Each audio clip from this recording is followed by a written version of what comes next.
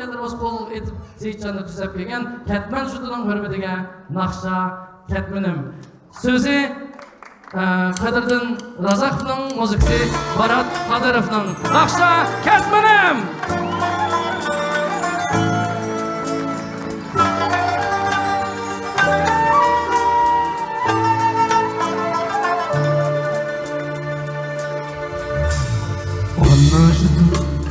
Kol kanatım ketmenim Kinep kelsen asan emas ketmegin Fəxirlensem bezendana bağlandı Ana gibi itsam tular dertlerim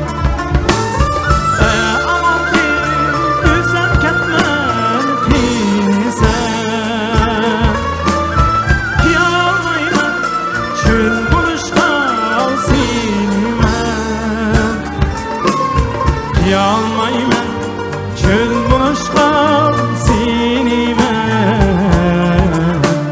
Anacıdım kol kanatım ketmenim Anacıdım kadirdanım sen benim Kaç ketmelikler akıla Hadiler sınırlar çıkapsılar Her birimizden tuğulgan jüddi, aman olsun.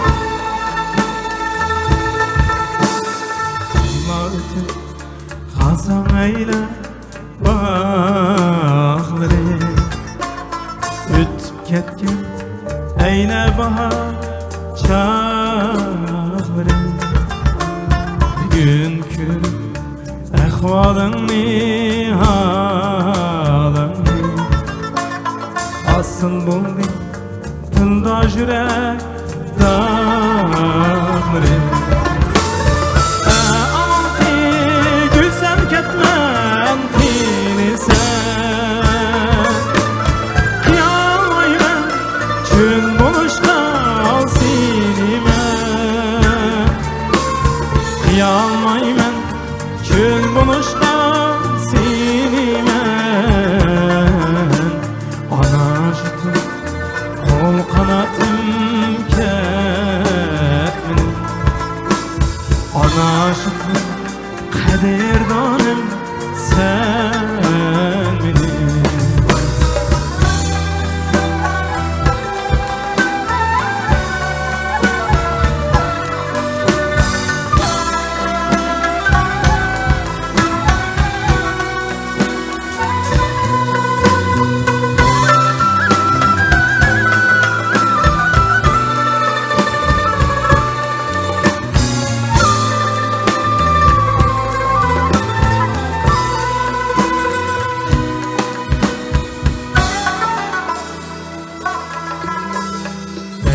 Bir çok taraf her kim her yaka Unutup getsek anajutnum kadrini Kim o kiler jirahladın zihni Musafir kalgan ata ana